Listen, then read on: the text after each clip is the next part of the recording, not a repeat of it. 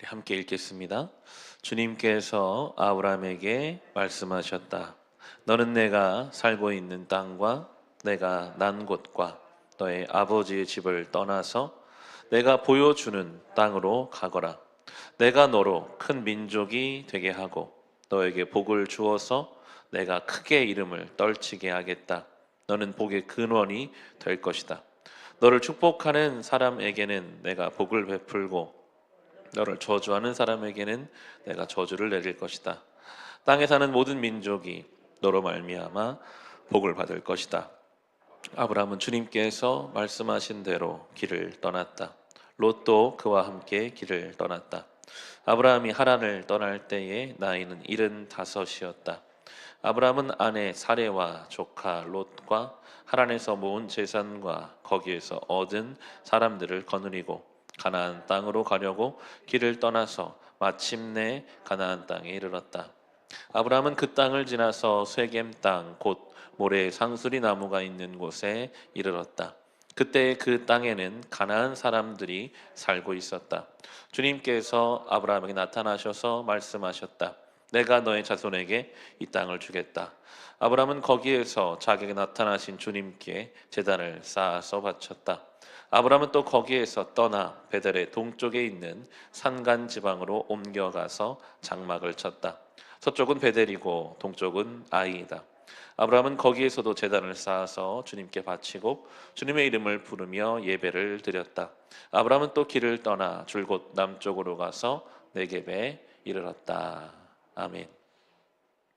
아브라함은 성경 안에서도 참 중요하고 특별한 위치를 갖고 있는 사람입니다. 우리가 바로 앞에 봤던 11장에 그 바벨탑, 하나님을 대적하기로 작정한 그 사람들의 잘못된 방향 속에서 하나님은 구원받을 민족을, 생명의 방법을 이렇게 시작하시는 사람으로 아브라함을 선택하시거든요. 어두운 세상의 빛으로, 그 죽어가는 홍수와 같은 그 죽음의 죄 속에서 구원의 방법으로 그렇게 아브라함이, 그리고 이 시대에 우리 교회와 성도가 선택되었는데요. 하나님이 구원하신 이유는 여러 가지가 있겠으나 내가 거룩하니 너희도 거룩하라. 구원의 큰 이유거든요. 아브라함의 삶을 우리가 묵상하면서 거룩이 무엇인지를 그래서 배울 수가 있습니다. 너무나 명확한 부르심이 1절에 나옵니다. 주님께서 아브라함에게 말씀하셨다.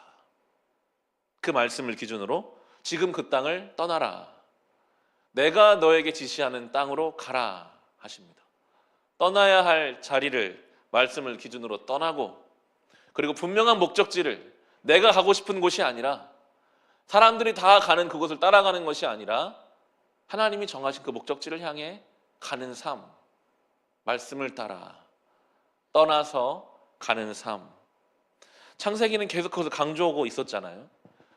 혼돈과 공허 흑암이 가득한 곳에 하나님이 말씀으로 빛을 만드셨습니다. 에덴이 에덴 동산일 수 있었던 이유는 그 동산 중앙에 있는 나무는 먹지 마라, 그러면 죽을 것이다 하는 그 말씀이 지켜지면 거기 에덴에 살 수 있고, 그 말씀이 지켜지지 않으면 에덴 밖으로 쫓겨날 수밖에 없었습니다.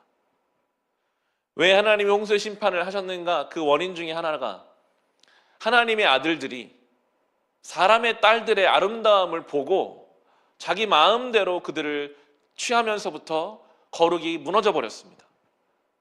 하나님 말씀을 가지고 그 말씀을 기준으로 살던 사람들이 내 눈에 보이는 것, 내 마음에 좋은 것을 선택하면서부터 모든 거룩함이 깨어져 버린 이 상황 속에서 하나님은 다시 아브라함에게 시작하십니다. 말씀하십니다. 이 말씀을 기준으로 살아라. 그 말씀 따라 떠나고 그 말씀 따라서 목표를 향해 나아가라 하십니다. 이것이 우리의 삶에도 정말 중요하고 우리가 사는 방법이고 길입니다. 내가 오늘 하나님 말씀 앞에서 떠나야 할 자리는 없나? 나는 지금 어디를 향해 가고 있는가? 이 말씀을 따라 산다는 것, 이것은 어떤 종교적이거나 형식적이거나 지식적인 것으로 머물 수가 없다는 것을 아브라함의 삶이 그냥 그대로 보여주는데요. 우리 5절로 7절을 보시면 아브라함이 그렇게 떠났어요. 75세의 나이에. 그 당시에는 사는 곳을 바꾼다는 것은 목숨을 거는 것과 마찬가지거든요.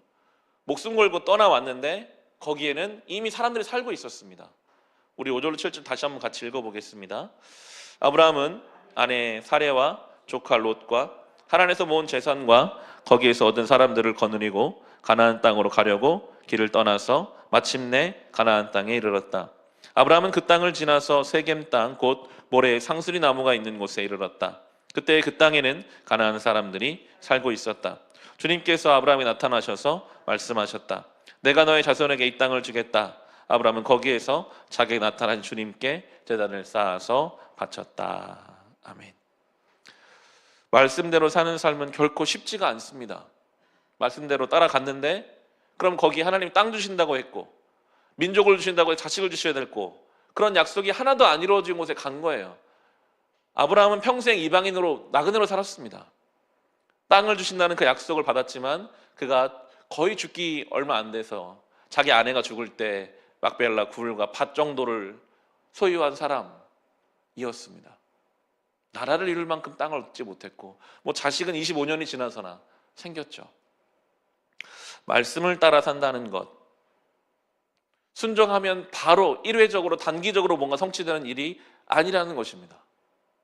여러분 75세에 부름받아서 175세까지 100년을 살아가는데 그 시간 내내 말씀을 따라서 살아가는 여정이었습니다. 마음대로 되는 게 없어요. 말씀대로 살아도요. 그 가운데 하나님 아브라함을 만들어 가시죠. 우리도 마찬가지일 것입니다. 말씀을 받고 세상을 향해 나아가지만 여전히 세상은 이미 곤고한 진을 짜고 있습니다. 어떻게 그 안에서 말씀으로 따라 살아갈 것인가? 왜 하나님은 내가 원하는 때에 내가 원하는 것을 딱딱 주지 않으실까? 그 하나님의 약속과 그 약속의 성취 사이를 우리는 믿음이라는 것으로 채워가며 그 삶을 살아가는 중입니다. 근데 성경은 분명히 말합니다. 4절에 나오는 것처럼 말씀하신 대로 길을 떠났다. 계속 강조하고 있습니다. 왜 아브라함이었는가? 왜 이스라엘인가? 성경은 계속 말씀대로 길을 떠났다 합니다. 말씀대로 길을 떠났던 아브라함과 롯 같이 나옵니다. 이때까지 롯은 안전했지만 우리가 뒤에 나오는 것처럼 롯은 나중에 말씀이 아니라 자기 보기에 좋은 대로 소돔과 고모라를 향해서 나아가게 되고 그런 어려움을 겪게 되죠. 아브라함은 한 곳에 정착한 사람이 아니었습니다. 그 가나안 땅 내에서 텐트를 치고 여기 살다가 또 다른 곳으로 갔다가 그 안에 돌아다니는 인생이었음을 우리 8절에 보시면 아브라함은 또 거기에서 떠나 베델의 동쪽에 있는 산간지방으로 옮겨가서 장막을 쳤다. 서쪽은 베델이고 동쪽은 아이이다. 아브라함은 거기에 제단을 쌓아서 주님께 바치고 주님의 이름을 부르며 예배를 드렸다 합니다. 바벨탑을 짓고 도시를 지었던 가인이나 그런 무리들과는 좀 차이가 있습니다. 여기에 그냥 머물러서 여기가 좋다는 것이 아니라 언제든지 떠날 수 있는 그런 사람들, 거기에 가서 어디를 가든 거기서 주님의 이름을 부르며 예배를 드리는 사람들, 그것이 성도의 정체성임을 우리에게 보여주고 있습니다. 그런 의미로 우리는 또 오늘 새로운 하루를 떠나갑니다.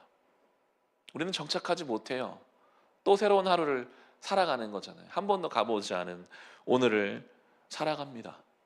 지난 날은 지나갔습니다. 떠날 수 있다는 것은 지난 날의 후회도, 지난 날의 미움도, 지난 날의 잘못도 다 내려놓고 다시 주와 함께 떠나는 것입니다. 그곳에서 오늘 내가 하나님 앞에 단을 쌓고 주의 이름을 부르며 하나님을 예배하는 것입니다. 그렇게 우리를 부르신 하나님의 그 부르심의 말씀에 따라 오늘도 이 하루를 여행길로 여기고 나를 부르시는 저 천국을 향하여 오늘 주어진 삶을 그렇게 하나님의 백성으로 살아가는 우리 모두가 될 수 있기를 주님의 이름으로 축원합니다. 우리 같이 찬송하고 기도하겠습니다.